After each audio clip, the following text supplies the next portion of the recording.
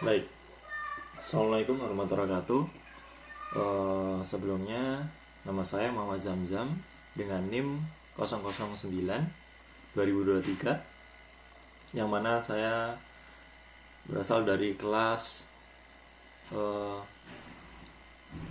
untuk kelasnya C DIP, Data Informasi Pengetahuan, kelas C.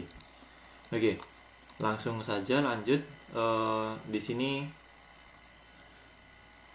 untuk cara saya mendapatkan datanya atau scrapingnya.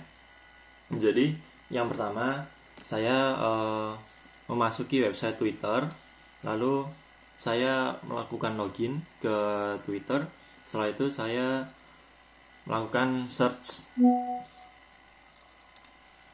search terkait yang berhubungan dengan project saya, yaitu rasisme. Nah, di sini dari postingan yang ditemukan itu diambil tokennya. Nah, lalu setelah mendapatkan token dan akses Twitter, saya membuat scrapingnya menggunakan Python, yaitu dengan memasukkan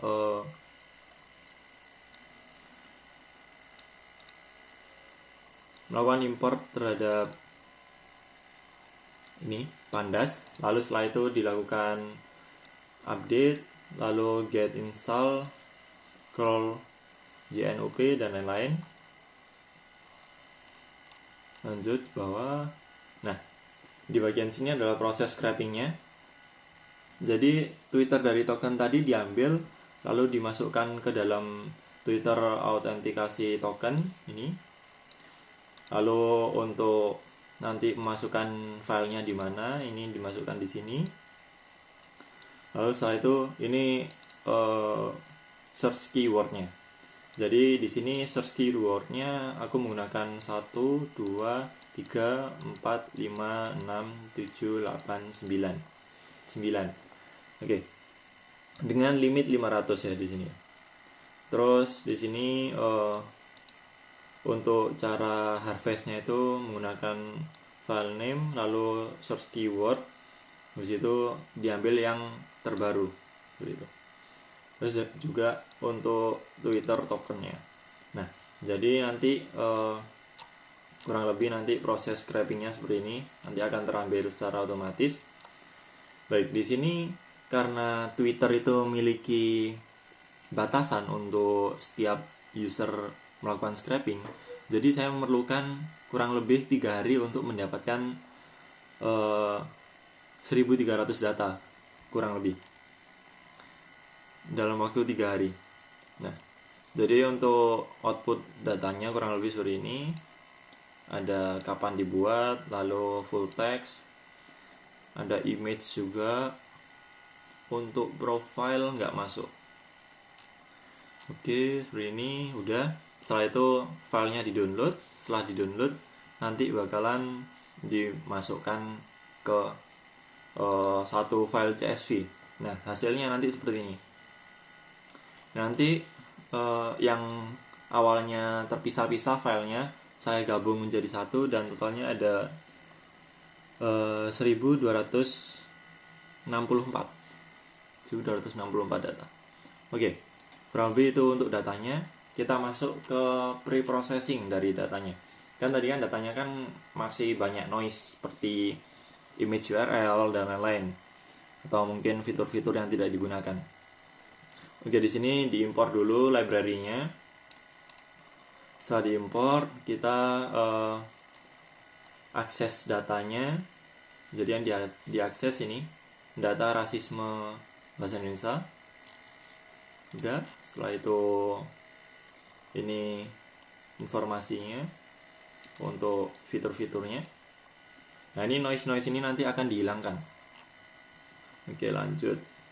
Ini cek missing value, ada beberapa missing value. Nah, di sini dia dihapus kolom-kolom yang missing value. Setelah itu duplikasi baris juga. Kalau ada yang duplikasi, karena kan saya kan membuatnya ada dari 3 file yang berbeda lalu disatukan seperti itu. Jadi ada kemungkinan duplikasi. lalu normalisasi tanggal kolom, ada juga cleaning. Setelah cleaning, jadi ini baris awal lalu baris terkini. Oke.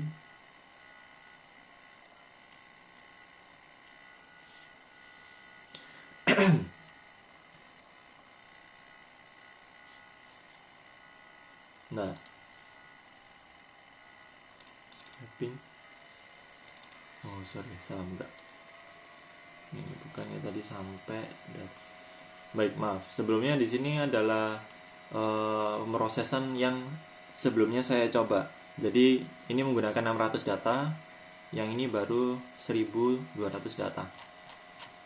Kurang lebih sama sampai cleaning tadi. Lanjut, inisialisasi.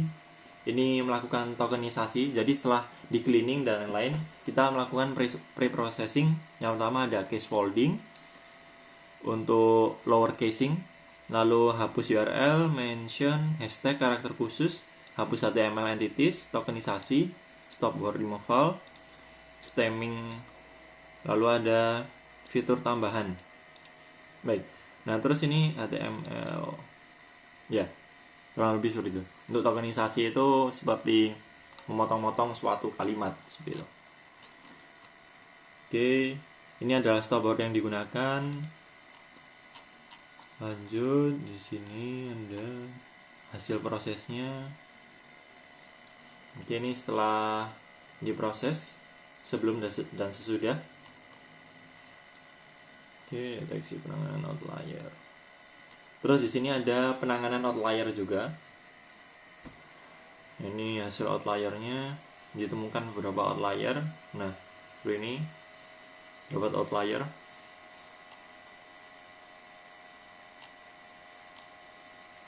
Outlier, oke. Terus ini penanganannya. Oke.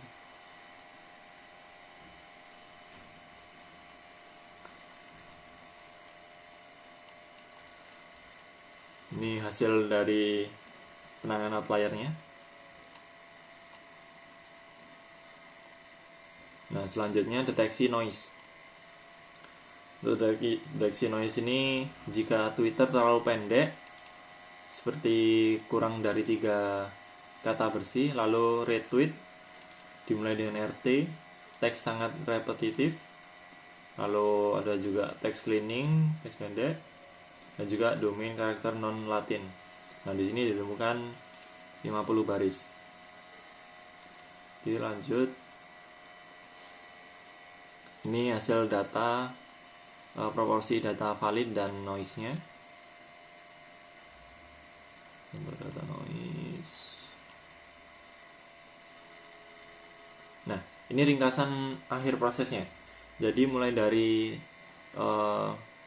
penghapusan data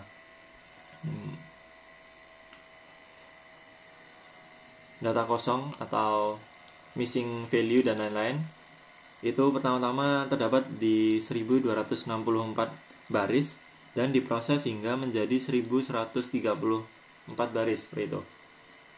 Ini adalah gambarannya, setiap tahapnya, pipeline-nya. Oke, lanjut. Nah, sekarang kita masuki labeling.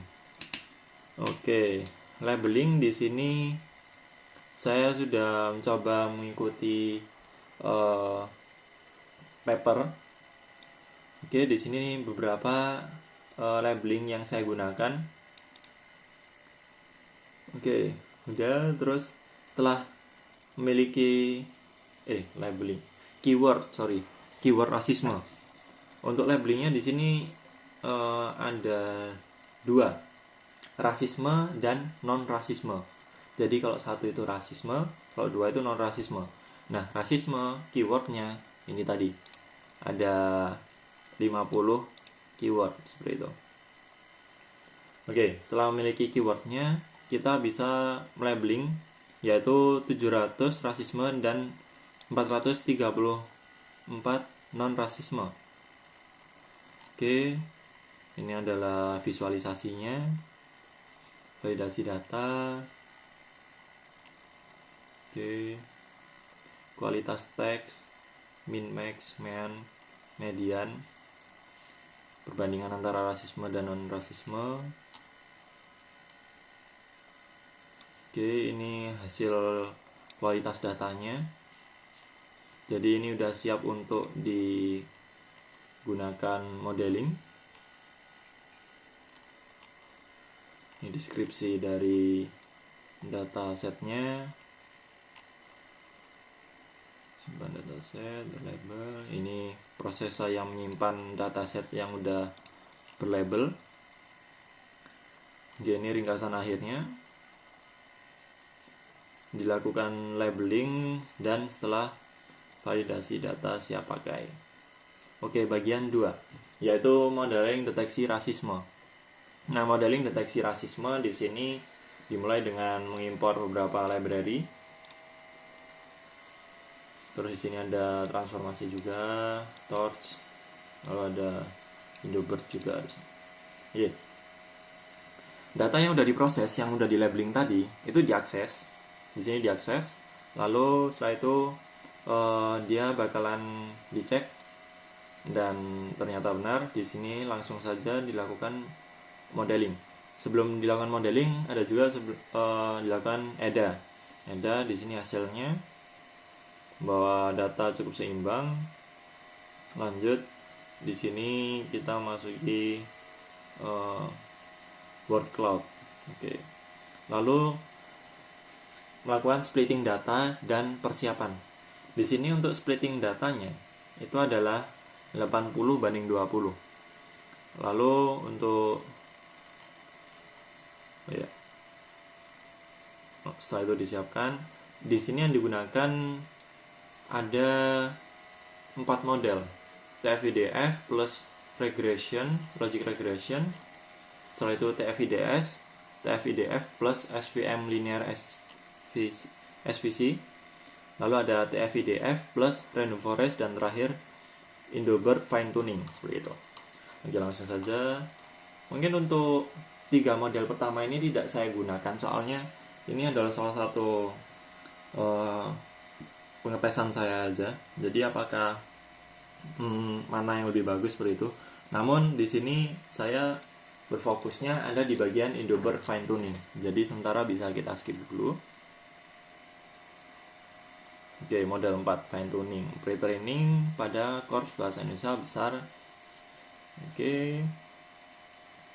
Baik, di sini data-data yang sudah siap tadi langsung disiapkan. Setelah itu kita melakukan fine tuning agar sesuai dengan kebutuhan kita, seperti itu. Oke, ini hasilnya. Nah, di sini lakukan fine tuningnya. Jadi setelah proses berjalan sebanyak 228 dari 285, itu dia berhenti karena di sini adalah titik optimalnya. Jadi dimana ini tuh jika dilanjutkan itu hanya akan menghabis-habiskan resource. Jadi dia akan berhenti di situ dan siap untuk digunakan. Oke. Setelah itu ini hasilnya Indobird. Nah, bisa dilihat di sini untuk prediksi rasis dan non-rasisme cukup akurat di atas 95%. Oke, ini hasil akhir dari perbandingannya. Oke. Nah, terus di sini ada testingnya. Untuk testingnya, nah ini. Misal ada beberapa teks rasisme dan non-rasisme. Nah, setelah dicek pengetesan, di sini ini TF-IDF. Nah, ini Indobird. Di sini ditemukan rasisme pada teks pertama, non-rasisme teks kedua, rasisme teks kedua, teks ketiga, rasisme teks keempat, dan rasisme di teks kelima. Oke. Kurang lebih seperti itu. Lalu ini dashboard dari hasil keempat model. Oke, udah. Dan ini adalah ringkasan dari 4 model yang saya gunakan, seperti itu. Bisa dilihat di sini Yang pertama itu ada di SVM linear, dan yang kedua ada di Indobar. Baik, seperti itu aja. Terima kasih. Mohon maaf jika ada kurang dan salah. Wassalamualaikum warahmatullahi wabarakatuh.